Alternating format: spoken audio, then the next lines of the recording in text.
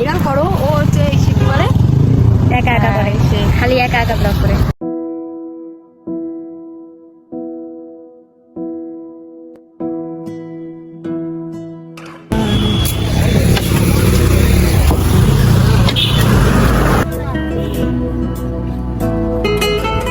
আমরা আসছি মোমোর দোকানে মোমো খেতে, এখান থেকে মোমো খাবো।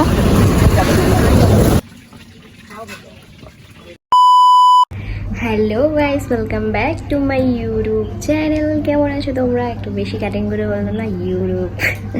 তো গাইস, আমি যেহেতু এখন একদিন গ্যাপ দিয়ে ব্লগ করছি, তোমরা বুঝতে পারছো কিনা জানি না, কারণ হয়তো প্রতিনিয়ত কেউ ডেইলি ব্লগ আমার দেখোই না, কেউ আজকে দেখো তো কালকে অন্য দিন আবার দেখো, এরকম করেও হতে পারে। বাট তোমাদেরকে আমি জানিয়ে দিচ্ছি, আমি এখন একদিন করে গ্যাপ দিয়ে আমি ব্লগ করি, কারণ যতটুকু দেখতে পারছি যে গ্যাপ দিয়ে ব্লগ করলেই ভালো হয়, কারণ রোজ ব্লগ করতে আমারও ভালো লাগছে না, প্লাস হচ্ছে রোজ ডেইলি ব্লগ দেখতে হয়তো অডিয়েন্সদেরও, মানে যে আমার ব্লগ যারা দেখে তাদেরও ভালো লাগছে না। অডিয়েন্স বলছি, বাবা এত বড় হয়ে যাসনি তুই, হ্যাঁ যেহেতু অডিয়েন্স আছে তোর।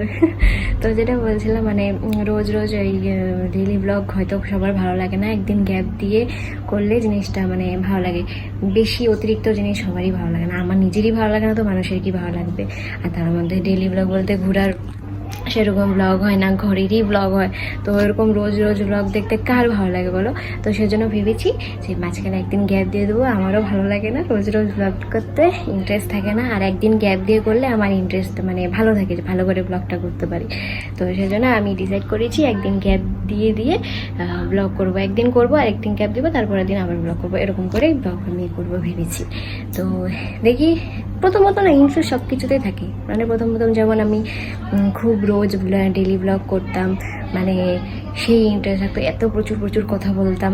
আর আমি এখন না ব্লগের টাইমগুলো একটু কমিয়ে দিয়েছি, মানে আগে যেমন 20 মিনিটের উপরে আমি ব্লগ রাখতাম, 23-24 মিনিট এরকম রাখতাম, আধা ঘন্টাও রেখে দিতাম। বাট এখন আমি এগুলো কমিয়ে দিয়েছি, কারণ মানুষ এত লং ব্লগ টেনে দেখতে ভালোবাসে না। আমি এখন 12:30 বাজে, আমি রান্নাঘরে তরকারি বসিয়েছি, বসে তোমাদের সাথে কথা বলছি। গরম মানে তরকারি মানে বলতে গেলে কালকে রাত্রে মাংস হয়েছিল, তো সেটাই আর কি। মাংসটা আমি কালকে অল্প করে রেখে দিয়েছিলাম, যাতে বাসি মাংস খেতে আমার খুব ভালো লাগে, আমার আর আমার হাজব্যান্ডে, তো সেজন্য রেখে দিয়েছিলাম। এখন ওটাকে একটু জাল করছি, গরম করে নিচ্ছিলাম। আর সকাল থেকে বৃষ্টি পড়ছিল একদম, এখন একটু মানে ওয়েদারটা তো একদমই কালো করে রেখে দিয়েছে, বৃষ্টি পড়ছিল। আর কালকে তো বিকালবেলা বলে ভূমিকম্প হয়েছিল, আমি জানি না ভূমিকম্প হয়েছিল, কারণ যেহেতু দুর্গাপূজার সামনে দুর্গাপূজার সামনে তো ঘর দোর পরিষ্কার করতে হবে না, তো সেজন্য আমাদের বারান্দাতে অনেক মালপত্র ছিল, তো সেগুলো পরিষ্কার করছিলাম বিকালে। কালকে যেহেতু ব্লগ করিনি, সেজন্য তোমরা বুঝতেও পারবে না, এই জন্য মুখেই বলে দিচ্ছি। কালকে মানে বললাম না একদিন গ্যাপ দিয়ে ব্লগ করবো, সেজন্য বলছি আর কি। কালকে তো গ্যাপ গেছে ব্লগটা, তো মানে কালকে ব্লগ করিনি, তো সেজন্য বলছি বিকালবেলা মানে দুর্গাপূজা যেহেতু সামনে, সেজন্য আমাদের বারান্দাতে অনেক মালপত্র জমে গেছিলো, সেগুলোই পরিষ্কার করছিলাম। আর এদিকে বিকালবেলা যে ভূমিকম্প দিয়েছে, মালপত্র এতই পরিষ্কার করতে ব্যস্ত হয়ে গেছিলাম যে জানিই না যে ভূমিকম্প হয়েছে। আর ভূমিকম্পটা বলে কালকে অনেক জোরে হয়েছে, আর আমি জানি না, টেরই পাইনি, ঠিক আছে। নিউজ চ্যানেল পর্যন্ত দিয়ে দিয়েছে যে ভূমিকম্প অনেক জোরে হয়েছে, কিন্তু আমি জানি না। তো আমি কেন, মেজদি বড়দি কেউই জানে না, ঠিক আছে। জানি না আমরা তিনজন কি করছিলাম তো ওই টাইমটাতে, কোথায় হারিয়ে গিয়েছিলাম জানি না, কিন্তু জানি না। তো যাই হোক, যেটা বলছিলাম, কি যেন বলছিলাম, ও হ্যাঁ, মাংস জাল করতে দিয়েছি, এখন বাজে 12:30। সকাল থেকে অনেক বৃষ্টি পড়ছিল, তো স্নান করেছি আজকে আমি দেরি করে, যেমন কটার দিকে করলাম, 11:30 দিকে আমি স্নান করেছি আজকে। তো রান্না হয়ে গেছে মানে আজকে এত তাড়াতাড়ি কেন হয়েছে, মাত্র 12:30 বাজে, এত তাড়াতাড়ি হয় না রান্না বান্না। মানে কালকে রাত্রে বড়দা তরকারি এনেছিল হোটেল থেকে, তো অনেকগুলো তরকারি এনেছিল, সেগুলো জাল করে রাখা হয়েছে। তারপর কাঁকরোল ভাজা করা হয়েছে, দেন বেগুন আলু দিয়ে এটা সর্ষে দিয়ে তরকারি করা হয়েছে, মানে মাখা করে। মাছ রান্না তো হয়ে গেছে, আর পনিরও আছে। আজকে রাত্রে হয়তো পনির বানানো হবে, কারণ পনির ভেজে রেখে দিয়ে দেওয়া হয়েছে, কালকে মানে আজকে রাত্রে পনির বানানো হবে। তো চলো, মাংসটা বসিয়ে দিয়ে এসছি, আগে দেখি কি হচ্ছে। চলো পরে কথা বলছি, টাটা। এখন বাজে 1:30, এই যে আমি ভাত বেড়ে একটু নিয়ে নিলাম, কারণ খিদে পেয়েছে খুব। এখানে কাঁকরোল ভাজি আছে, অন্ধকারে দেখাই যাচ্ছে না, আর এখানে একটু করে মাংস আছে। চলো পরে কথা বলছি। এখন বাজে হচ্ছে 3:30, আর গুড়ি বৃষ্টি পড়ছে। আমি এই দুপুরবেলা শুই পর্যন্ত নেই, ভাত খেয়ে বর্দি রুমে বসে আছি, কারণ বর্দি গেছে মার্কেট আর সোনকে থুয়ে গেছে। সোনো ঘুমোচ্ছে একা একা, তো কাঁদবে পরে উঠে কাউকে দেখতে না পেলে, সেজন্য আমি বর্দি রুমে বসে আছি, ওর খেয়াল রাখছি। আর এদিকে দেখো বৃষ্টি পড়া শুরু হয়ে গেছে, তাহলে তোমাদেরকে দেখাই। এই যে দেখো, বোঝা যায় কি না, ব্রাইটনেসটা কমিয়ে দিই। এই যে দেখো, ঝুড়ি ঝুড়ি ঝুড়ি ঝুড়ি বৃষ্টি পড়ে যাচ্ছে। ওদিকে সোনার খেয়াল রাখছি, আর এদিকে আমাকে অল্প আগে সৃজা ফোন করেছিল, বললো যে ফ্রি আছি কিনা। আমি বললাম হ্যাঁ আমি তো ফ্রি আছি দুপুর টাইমে। তো আমাকে বলছে যে আমি বিকালে আসবো তোমাদের বাড়িতে। বললাম ঠিক আছে আসো, কোনো ব্যাপার না। তো আসবে হয়তো বিকালে, কখন আসা যাই না। আমি 3:30 বাজে 4টার দিকে আসার কথা বলেছে। আমি জানি লেট হবে, কারণ এখন গুড়ি গুড়ি বৃষ্টি পড়ছে, বৃষ্টির মধ্যে তো আসতে পারবে না, তো অল্প লেটই হবে। আর এমনি বেশি দূর না ওর বাড়ি আমার থেকে, কিছুটা সামনেই, তো চলে আসতেও পারে, কোনো ব্যাপার না। তখন সোনার কাছে যাই, পরে আবার উঠে যাবে। সোনাকে দেখবে তোমরা? তারাও দেখাচ্ছি। সোনা ঘুমোচ্ছে একদম নিশ্চিন্তে, এইভাবে শুয়ে আছে পুরো একদম সিধা হয়ে। তাহলে তোমাদেরকে দেখাচ্ছি সোনা। ওই যে দেখো, এটা মশারি, তো যে মশারি টাঙানো আছে, তো এইভাবে এখান থেকে দেখো, ভিতরে আর মোবাইল ঢোকাবো না, দূরের থেকে দেখো। এই যে শোনো, সুন্দর করে ঘুমোচ্ছে পুরো সিধা হয়ে, টান টান হয়ে। মাসুম বাচ্চা আমার কইলে বড়ি। চলো টাটা সবাইকে। উঠে গেছে দেখি, ঘুমো দাও।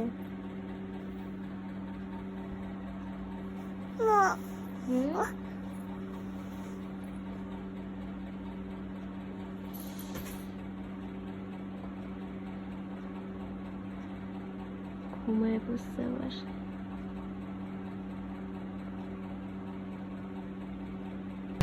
এখন আমরা এসেছি এই যে আমাদের বাড়ির পাশে ঘাটে। কটা আমাকে একটু ভাইরাল করো। ও হচ্ছে সে কি বলে, একা একা করে, সে খালি একা একা ব্লগ করে। প্রীতির সাথে ভিডিও করি, আমিও একটু ভাইরাল হই। কয়টা বাজে? তেরা কথা বইলা দিল আমাকে, আমাকে কথা শোনায় দিল। আমি বলে সেলিব্রিটি, কথা শোনায় দিল। দাও তোমাদেরকে ভিউটা দেখাই সুন্দর করে।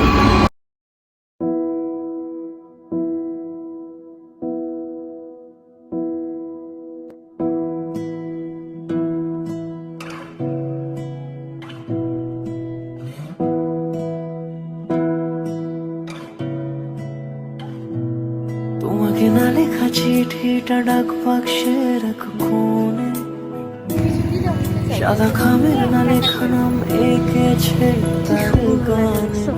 দিনের বেলা এটা তোমাকে না লেখা চিঠিটা ডাক বাক্সে রাখো কোণে, সাদা খামের না লেখা নাম এঁকেছে তার গানে।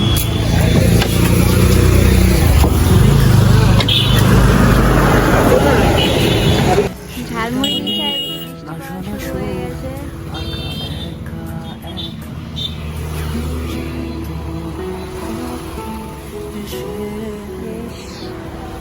যদি বলি সে সবই তোমারই, একা চিঠি একা একা। যদি বলি সে সবই তোমারই, একা চিঠি একা একা। সাইয়া সাইয়া মাথায় তো সেই তোর কাকাই কালকে সে সাজায় দিচ্ছিল, এখন ওই যে সাজায় দিল।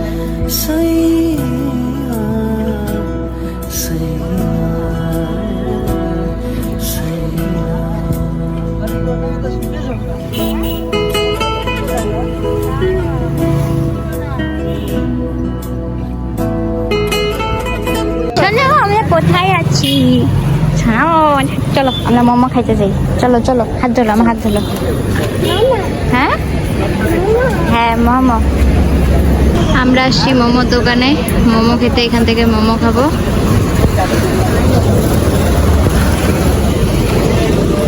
এই যে টোটো দিয়ে আসছি 3 জনে, সাথে সনজ আছে।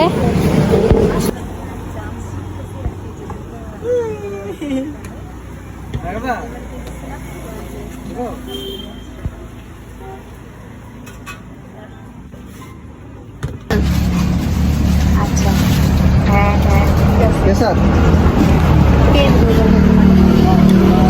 শাশুড়ি তোমার মা আমাকে দেখবে না না এসে আমাকে মা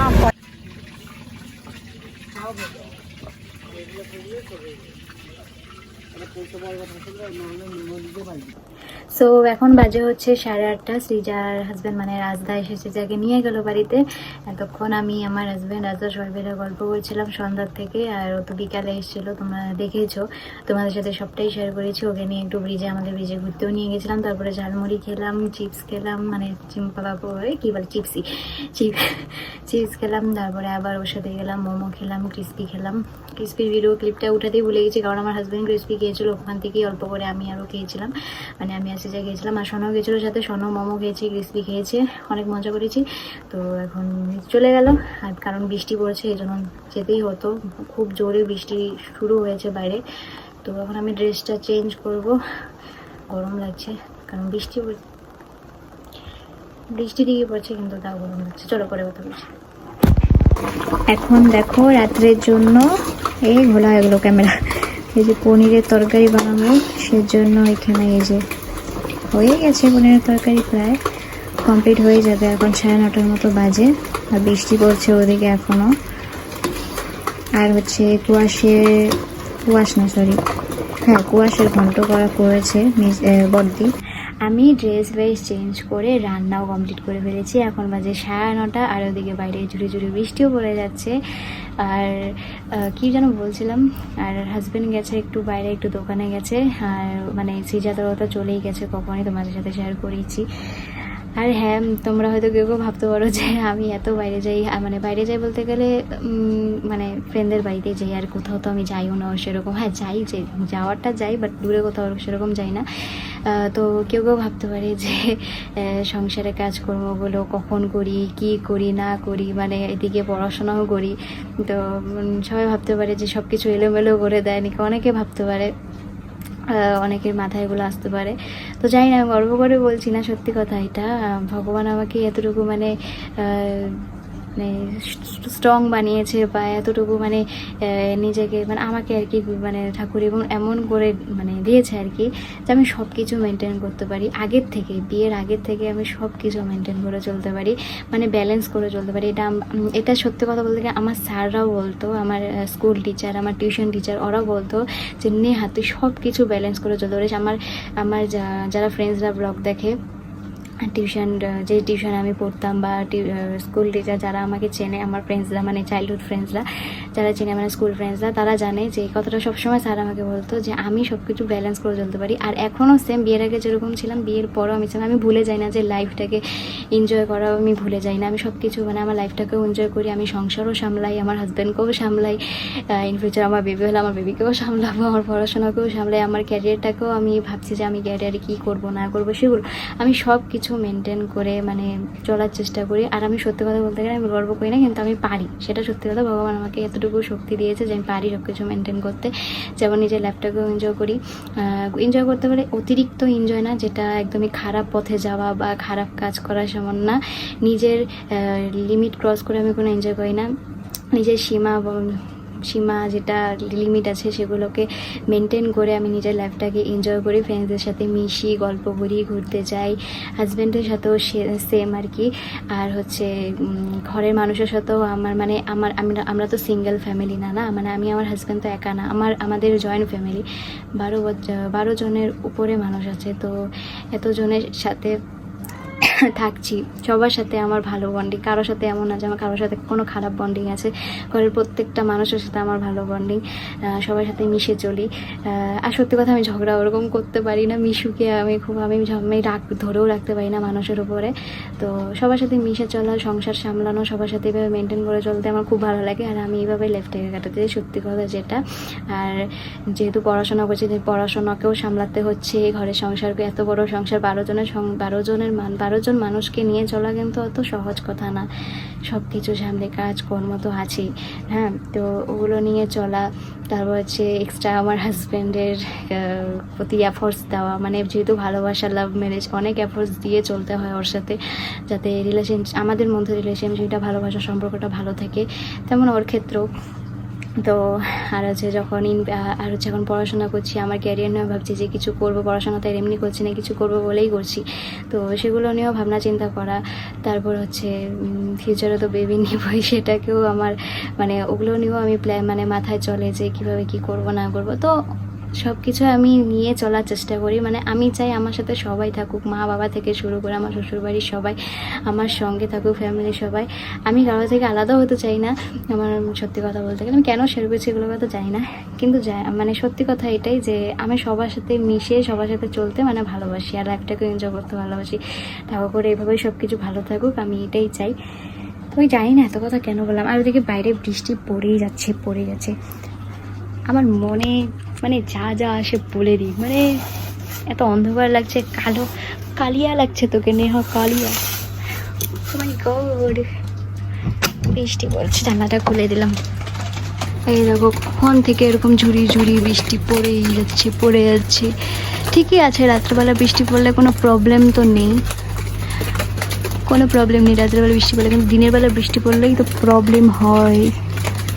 গরমটা কমেছে, এটাই অনেক আমার জন্য, কারণ আমি গরম একদম সামলাতে পারি না। জানলাটা বন্ধ করে দিই, নাহলে পোকামাকড় ঢুকে যাবে, প্লাস মশার সাথে এক্সট্রা ফ্রি।